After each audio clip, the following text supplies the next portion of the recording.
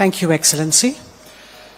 देवियों सज्जनों, अंतर्राष्ट्रीय स्तर के ऐसे महत्वपूर्ण आयोजन में माननीय केंद्रीय विदेश मंत्री डॉक्टर एस जयशंकर जी की गरिमामयी उपस्थिति हम सब के लिए बहुत सौभाग्य की बात है. May I now request the Honourable Union Minister for External Affairs of India, Dr. S. Jayashankar, to please share his thoughts with us.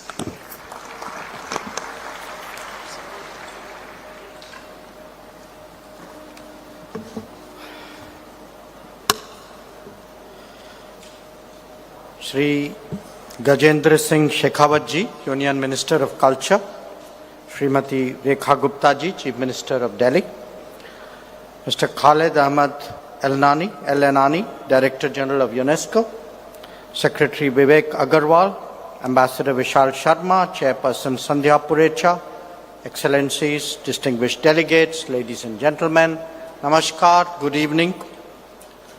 I join you all today in welcoming this gathering at the inaugural event of the UNESCO Intergovernmental Committee for Safeguarding Intangible Heritage.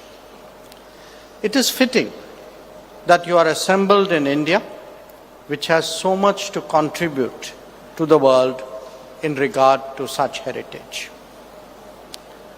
As a founding member, India has actively advanced UNESCO's objectives of promoting global peace and understanding through deeper cooperation in education, science, and culture. In each of these domains, humankind has benefited from the legacy of its forebears. As we forge ahead in the shared quest for progress and prosperity, it is essential that we nurture this inheritance, build on it, and pass it on to future generations. UNESCO's role in heritage preservation is particularly important and one that has been long recognized by India. We have contributed to its endeavors while drawing strength from its best practices.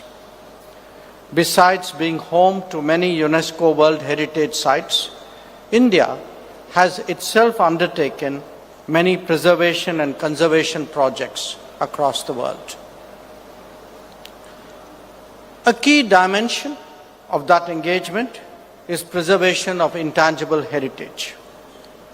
In doing so, we acknowledge that traditions, languages, rituals, music, craftsmanship, festivals, and performing arts are invaluable aspects of human inheritance. In many ways, they are the most democratic expression of culture, owned by all, guarded by many, and enriched by each generation. Our ambassador to UNESCO has spoken about our commitment to the 2003 Convention on Safeguarding of Intangible Cultural Heritage.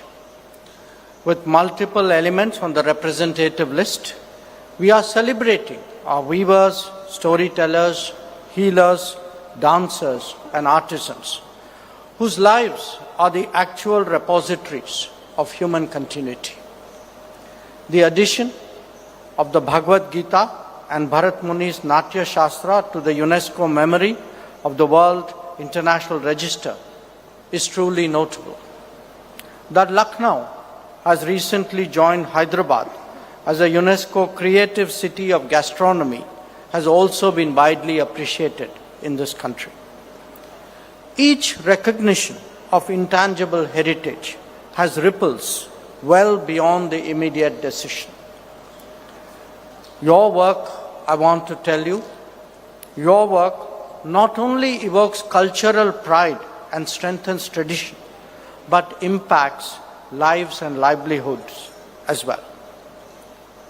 Delegates, colleagues, friends, the world is a fundamentally pluralistic landscape, a landscape whose richness lies in its diversity and its intricacy. Far from being flat, It has a vast range of specificities and characteristics. It has creativity that are central to its identity, pride, and history. What humankind has generated over the centuries will only be fully appreciated when that heritage is carefully nurtured.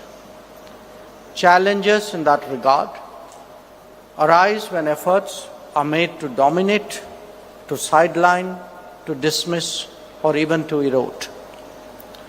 In the intangible domain that can take the form of cultural assertions which fly in the face of mutual respect and mutual appreciation. The last few centuries have actually witnessed that vividly, and many societies still bear the scars of that era. But as decolonization took place and the world began returning to its natural diversity, political and economic rebalancing started to unfold. Voices across geographies that were suppressed found expression again. But that process will remain incomplete until there is also cultural rebalancing. This means the safeguarding and even revival of intangible heritage at home while simultaneously promoting awareness and respect internationally. The Global South, understandably, deserves special attention in this context. As a civilizational state itself, India is particularly sensitive to such concerns. Our own efforts in that regard have intensified over the last decade. There is a much deeper commitment to the observance of traditions, to celebrations of festivals, to expressions of faith and beliefs, and to support for arts and craftsmanship.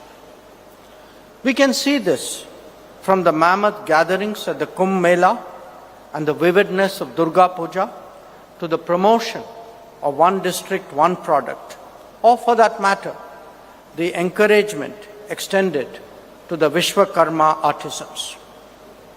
Or indeed, when technology is applied for cultural purposes, underlining that tradition and technology march hand in hand.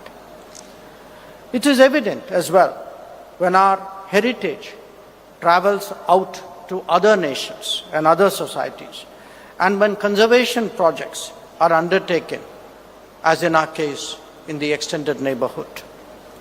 As a foreign minister, I am truly proud that our diplomatic efforts have a notable place for tangible and intangible heritage protection and conservation as part of our diplomacy.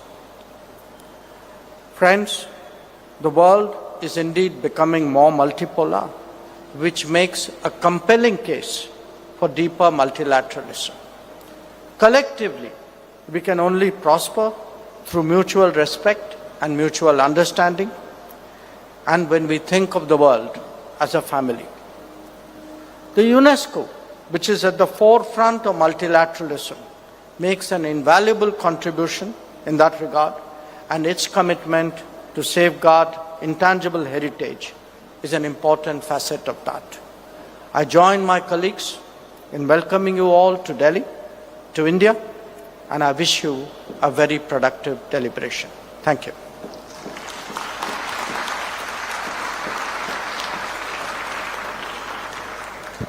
Thank you, sir.